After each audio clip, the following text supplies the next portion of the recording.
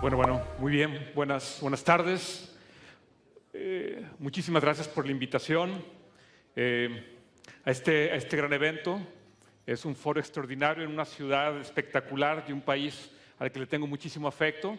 Así es que estoy muy honrado, de nombre del Tecnológico de Monterrey, poder compartir algunas historias con ustedes durante esta tarde. Así es que espero, en el contexto de este espacio para hablar de las ciudades del futuro, haciendo equipo con la ministra, con Laura Roa, después con Luis Felipe, poder tener una conversación que sume al diálogo que han tenido esta tarde y estos días sobre la gran responsabilidad que tienen todos quienes participan en esta estructura ejemplar, que son las cajas de compensación, y que en los países que no las tenemos nos parece que son ejemplos que quisiéramos también tener y aprender muchísimo de ustedes. Así es que, de la manera más respetuosa por la historia del país y de las ciudades y de lo que ustedes han hecho, voy a sumarme a esta conversación sobre ciudades del futuro, asumiendo que de entrada la convocatoria misma que tiene el evento, ¿no?, sobre futuros posibles, creamos, ya condiciona bastante la manera en que hablemos de las ciudades en este momento, y he decidido llamar la conversación de hoy Ciudades del Futuro, explorando lo posible, lo proyectado y lo deseable.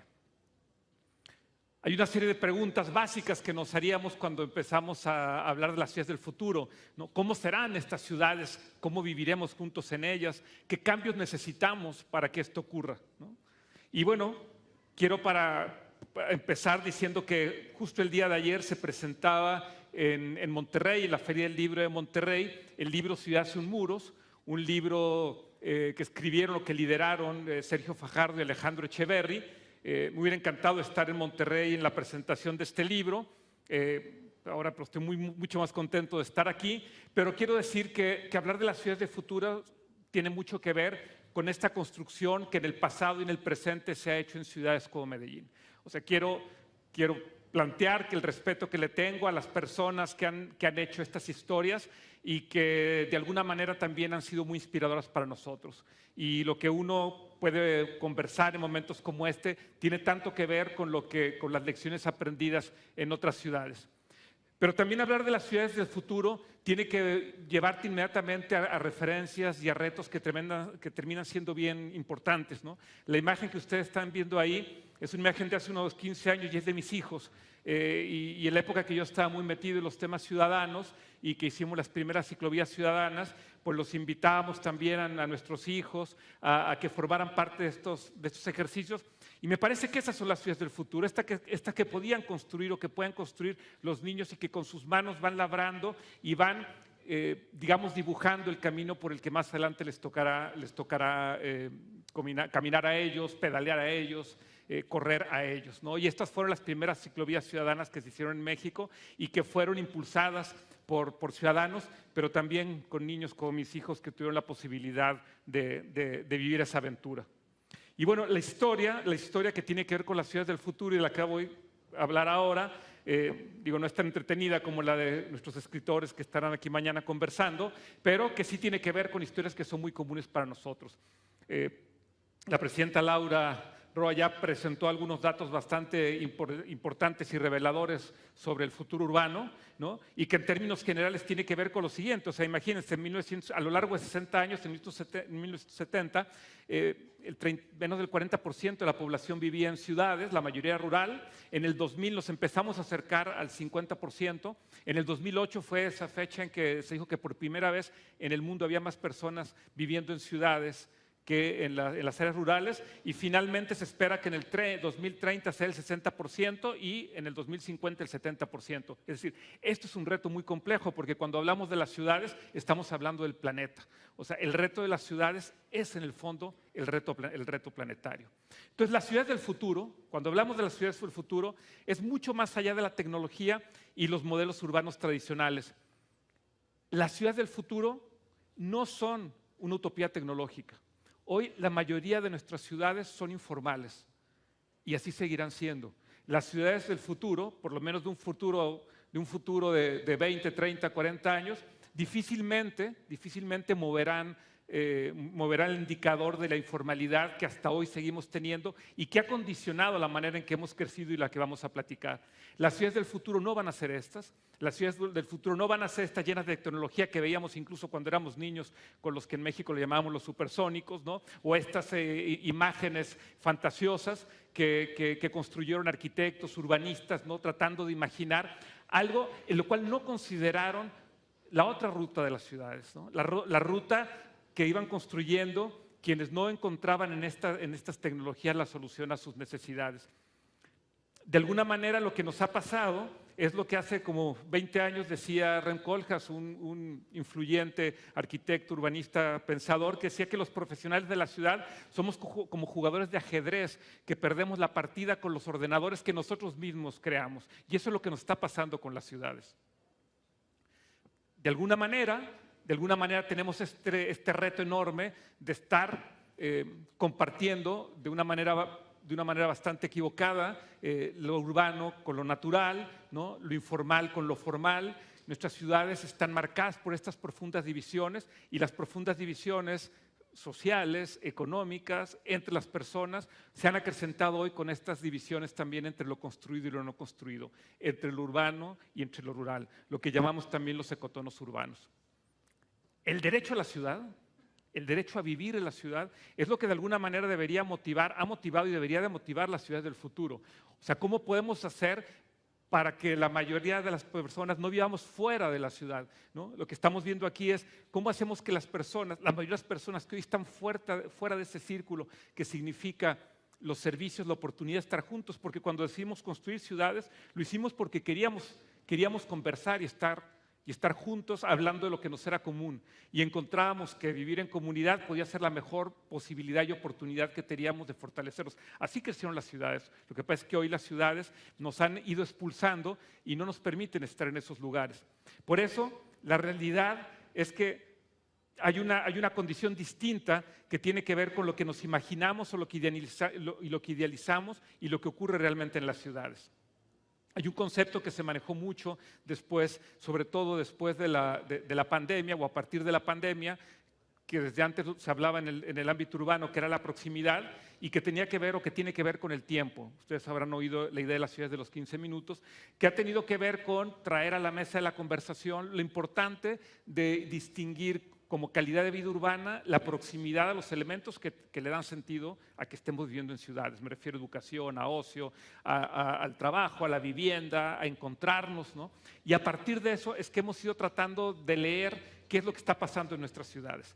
Así fue que formamos en el TEC de Monterrey el Observatorio de Ciudades y nos propusimos primero empezar a entender qué pasaba en las ciudades mexicanas desde el punto de vista de la proximidad. O sea, si es que la proximidad podía ser un buen elemento para entender la relación que teníamos con nuestras ciudades. Poniendo estos elementos y tratando de ver qué tantas personas dentro de la ciudad vivían en un entorno que tenían a una distancia próxima, 15 o 20 minutos, los principales satisfactores, fuimos mapeando las 74 áreas metropolitanas del país. Esta es, por ejemplo, una imagen de la zona metropolitana del Valle de México. La zona más amarilla es donde hay mayor proximidad a los servicios y en la medida que se va convirtiendo en algo más morado, más azul, significa que no tienes proximidad, que probablemente estás a 45, una hora o más de los servicios necesarios. Entonces, imagínense la relación, o sea, eso es lo que pasa en Ciudad de México, qué pequeña parte de la población y del territorio tiene acceso a lo que idealmente llamamos una ciudad y qué gran parte de la población no la tiene. Pero eso no es solamente pasa en la Ciudad de México, lo hicimos con muchas otras ciudades, lo revisamos, insisto, en 74 áreas metropolitanas. Ahí tienen Hermosillo, Guadalajara, Aguascalientes, Chihuahua, León. En todos los casos, la relación entre la cantidad de la población y del territorio que tiene condiciones de cercanía de lo que podríamos llamar una ciudad adecuada, la ciudad que necesitamos, ojalá la ciudad del futuro, es tremendamente pequeño. Ahí hay algunos datos. Es decir, en Monterrey hay 40,000 personas que tienen acceso 15 minutos, lo necesario, y hay 5.2 millones que no lo tienen. Y así lo podemos ir viendo con las demás ciudades y seguramente pasa en muchas de nuestras ciudades en América Latina y en el mundo y seguramente en muchas de las ciudades de Colombia tampoco es la excepción. Pero también vimos no solamente el tema de proximidad, sino con relación a esta responsabilidad planetaria, qué pasa con relación a la naturaleza dentro de las ciudades, ¿no? Y ahí empezamos a analizar lo que era el índice de vegetación. Ok, no tenemos todo próximo, pero ¿qué pasa con la naturaleza? ¿Qué tan fácil es encontrarnos alrededor en ciudades donde hay una vegetación que nos acompaña? Y en ese sentido analizamos dos condicionantes. Por un lado, las áreas verdes húmedas y que tiene que ver mucho con el calor. Ya lo platicaban otros grandes retos y problemas del planeta, ¿no? Y de las ciudades, es el calor extremo. Bueno, ¿cómo se está comportando esto?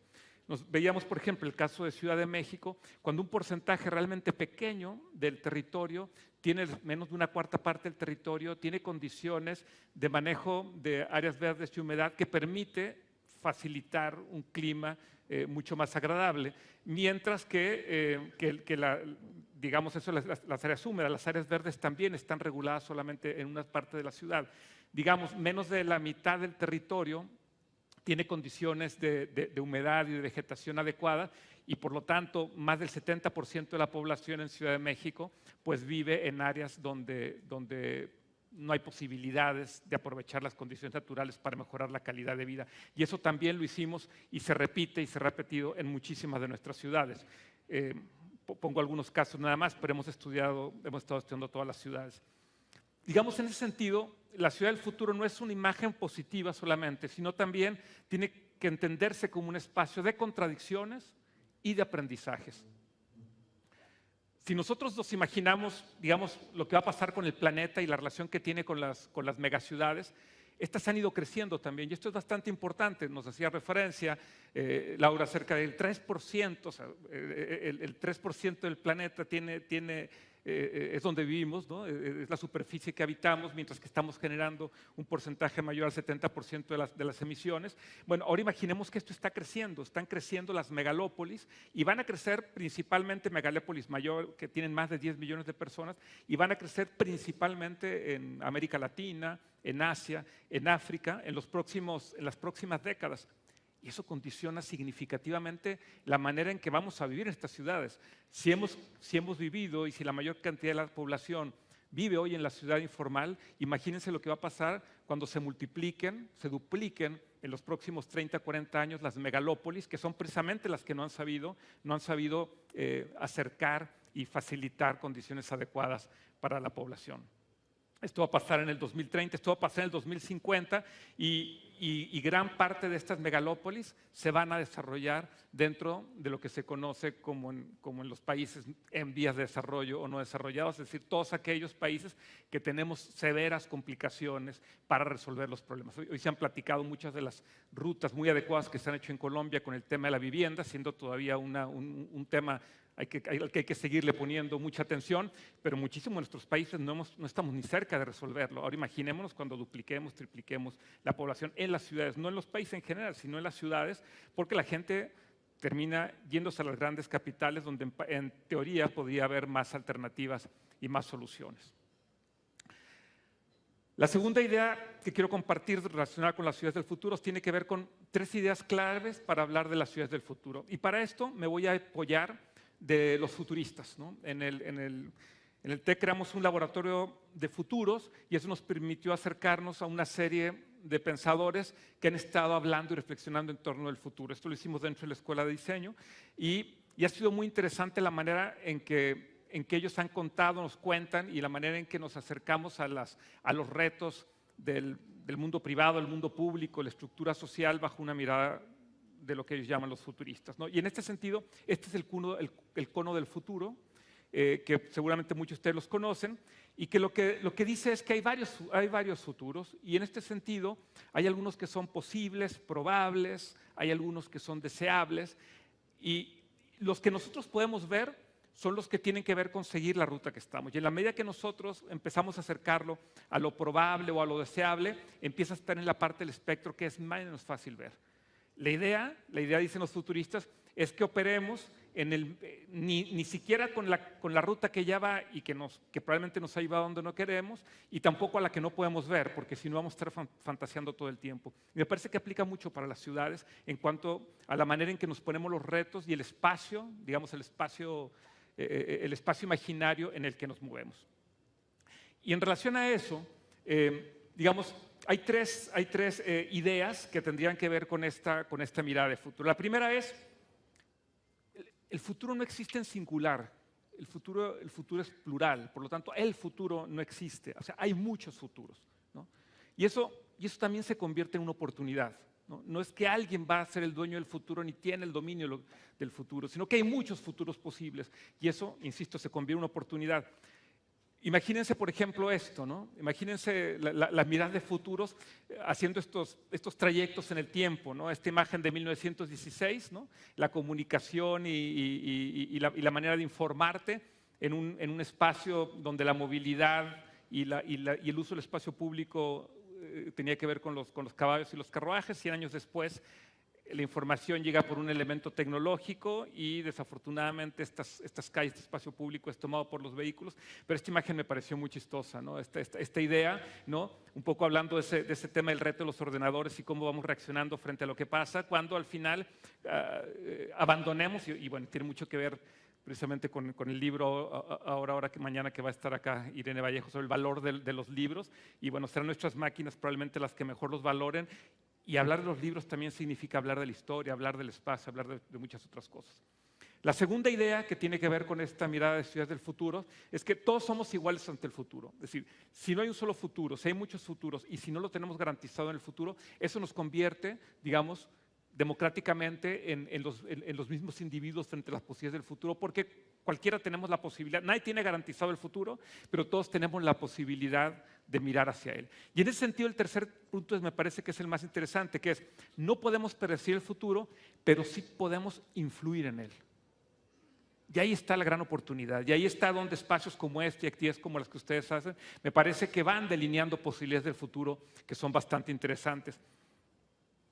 Para muestra de muchísimas otras, traigo a la luz estas acciones que han tomado, por ejemplo, los estudiantes en los casos de estallido social, los activistas por temas naturales, en caso de esfuerzos enormes que han hecho por salvar el planeta, el feminismo y todo el esfuerzo que ha habido por validar y visibilizar el papel, el rol, el derecho de las mujeres en nuestra sociedad. Y también aquellas que han buscado, ¿no? desde espacios más discretos, pero en cada una ciudad, dar el derecho al espacio público, dar el derecho a la movilidad, dar el derecho a la ciudad. Es decir, hay posibilidades si no definir el futuro, sí poder influir en él. Las decisiones que tomamos hoy, ¿no? Moldearán lo que será posiblemente mañana. Es decir, y las decisiones que tomamos hoy por acción o omisión están operando. Quienes nos formamos en el mundo de la arquitectura, pues alguna vez oí esto que me pareció muy decisivo, que en el caso de la arquitectura, cualquier decisión que uno toma o deja de tomar, en el fondo es una decisión, ¿no? Es decir, una obra de arquitectura podrá decir que es blanca o que no es blanca, pero el no decir que es blanca también es una decisión. Y eso pasa en la ciudad. Lo que hacemos y dejamos de hacer va moldeando la ciudad.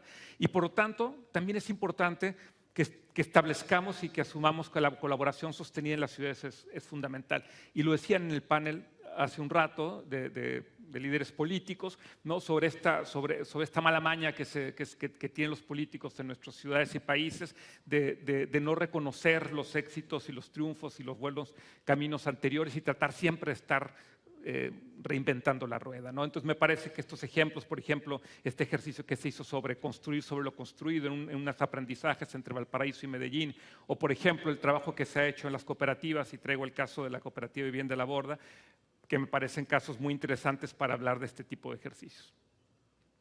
El futuro deseable de las ciudades se construye con actores diversos que trabajan de manera sostenida por el bien común.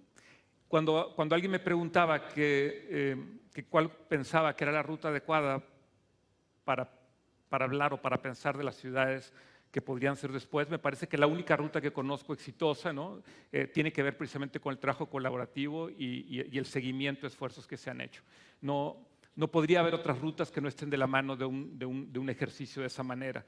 Y en ese sentido diría que el tercer punto con el que cerraría la reflexión sobre las ciudades del futuro tendría que ver sobre cómo vamos a desafiar estos mitos sobre el futuro urbano, ¿no?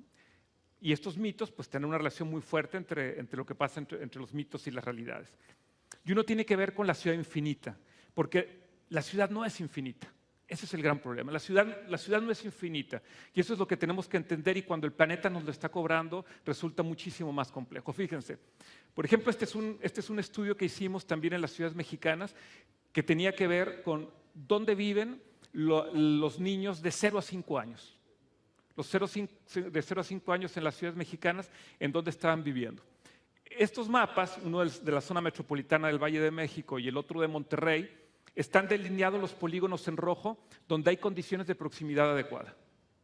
Y después vemos, según se va oscureciendo, es donde viven la mayoría de los niños. Lo que está pasando es que en nuestras ciudades la mayoría de los niños de 0 a 5 años están viviendo afuera de los entornos que tienen características de proximidad adecuada. Son estos niños que no les está tocando jugar en la calle como nos tocó a nosotros, que no tienen un parque donde pueden jugar y tienen que hacerlo probablemente en un baldío, en un sitio raso por ahí perdido. Son niños que tienen que moverse a su colegio, a su escuela, pasando mucho tiempo, y las personas y los papás y las mamás tienen dificultades para dejarlos en la guardería. Fíjense qué compleja es esa condición. Por eso la ciudad no es infinita. Por eso la ciudad que está creciendo de esta manera no nos está funcionando. Fíjense, esta gráfica, por ejemplo, lo que hicimos, bueno, pusimos estas 74 principales ciudades del país y tratamos de ver cuántos de los niños de 0 a 5 años vivían en entornos de una proximidad equivalente a 15 minutos. Fíjense nada más. Prácticamente nada, prácticamente nada. Dije, bueno, 15 minutos a lo mejor muy cerca, son niños, pueden caminar 30. Ok. De todas maneras, fíjense, 2 de cada 3 de las ciudades analizadas, el 75% o más de la población de 0 a 5 años vive a más de 30 minutos de los servicios de proximidad. Ese es un dato durísimo, durísimo, que tiene que ver precisamente con la complejidad con la complejidad de la ciudad de hoy, no del futuro, de la ciudad de hoy que se está repitiendo y que se está constituyendo en la ciudad del futuro. Por eso me parece interesante cuando ciudades, pongo algunos ejemplos, hay muchísimos ejemplos, y aquí ustedes tienen, de ciudades que han tratado de reinventar y replantear otras cosas que podrían resolver temas como lo que pasó precisamente con París, con el proyecto de Reinventar las Ciudades, muy vinculado a la idea de proximidad. Y también los proyectos que han tenido que ver con agilizar y fortalecer el tema de la vivienda, el acceso a la vivienda. Y esta frase me gustó mucho para un evento como ahora, ¿no? En términos de las casas y la vivienda, que ustedes han hecho un esfuerzo muy importante, que es una casa es tener un lugar desde donde construir el futuro. Fíjense lo importante, digamos, como colectividad, las ciudades donde construimos el futuro, pero como individuos, como familias, la casa es donde lo construimos, y eso es bien importante. La verdadera innovación está aprender a lidiar con la pluralidad, la diversidad y lo inacabado. Hay muchos buenos ejemplos. Hay muchos buenos ejemplos de trabajo en el espacio público, como ocurre en el caso de las Superillas en Barcelona, de trabajando con lo que hay, como hace este proyecto muy bonito de los patios vivos en Santiago, o precisamente lo que se ha hecho en Monterrey, en México, con el TEC de Monterrey en sus alrededores, donde se tomó la decisión de, en vez de tener un campus cerrado y aislado por temas de la violencia, lo que decidió fue abrir y construir ciudad y generar espacios públicos cada vez más permeables y más cercanos, y me parece que son decisiones que nos dan cierta esperanza y que nos permiten avanzar en esta idea. Pero siempre cuando entendamos que el futuro deseable tiene que ver con ciudades en transición. Las ciudades en transición son las que estamos viviendo. Ahora, ¿hacia dónde transitamos? ¿Hacia dónde tenemos que llegar con ellas? Las ciudades en transición son estas, que todavía tenemos que caminar entre charcos, que tenemos que caminar juntos, tenemos que caminar donde no hay calles y banquetas y donde no hay árboles, pero también donde hay muchos niños y niñas que hoy están dibujando, que se juntan, ¿no? Que son convocados por los jóvenes y por los adultos a pensar, a convivir, a estar juntos. No se trata de soluciones, no se trata hoy de decir que tenemos la solución, se trata de las transiciones. Se trata de saber cómo pasaremos de condiciones como las que tenemos hoy a las que quisiéramos tener. Y en ese sentido las ciudades tienen que ser resilientes y tienen que ser adaptables. La Bienal de Arquitectura de Venecia es uno de los eventos más importantes en el mundo que se discute el futuro de la arquitectura y que cada vez se ha llevado más a las ciudades. Y en el caso de la nueva edición, que va a ser el próximo año, que es en el 2025, es muy interesante la convocatoria, porque habla de pensar en la arquitectura de las ciudades a partir de 3 inteligencias, ¿no? La inteligencia natural, la inteligencia artificial y la inteligencia colectiva. Me parece muy interesante esa idea. O sea, la inteligencia en la naturaleza, o sea, cómo trabajamos y actuamos inteligentemente con la naturaleza, cómo aprovechamos la tecnología, que es la inteligencia artificial, pero también la inteligencia colectiva, ¿no? Esta que se construye a partir de la historia, de lo que hemos aprendido juntos, ¿no? De lo que vamos aprendiendo juntos, ¿no? Es decir, cómo reconocemos las condiciones ecosistemas del territorio para tomar decisiones sobre él, en él y para mirarlo, ¿no? Cómo usamos la tecnología para ser más sustentables en procesos de aprendizajes colectivos.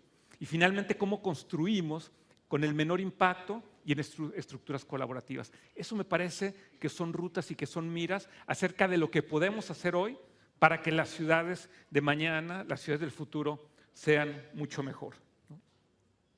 Esta frase también me parece muy interesante en ese sentido de los futuros, ¿no? Hablando de somos instantes eternos, somos instantes para siempre. Y eso tiene que ver con estos espacios de oportunidad que tenemos por acción o omisión, actuar y dejar una mejor ciudad en lo que estamos pensando. Este es un ejercicio que se hizo de acción poética en los entornos del campus del TEC de Monterrey, en Monterrey. Es un ejercicio muy bonito. Ellas y ellos son quienes finalmente van a diseñar las ciudades del futuro y lo van a hacer a partir de lo que les dejemos y cómo les dejemos vivir. No se trata de nosotros. Cuando hablamos de la ciudad del futuro, nos referimos a la siguiente generación. La de nosotros ya es una ciudad, son ciudades informales y ciudades que han atentado contra el planeta. Pero las ciudades que siguen, las ciudades que van a llenar el planeta, esas son realmente las importantes. Muchas gracias.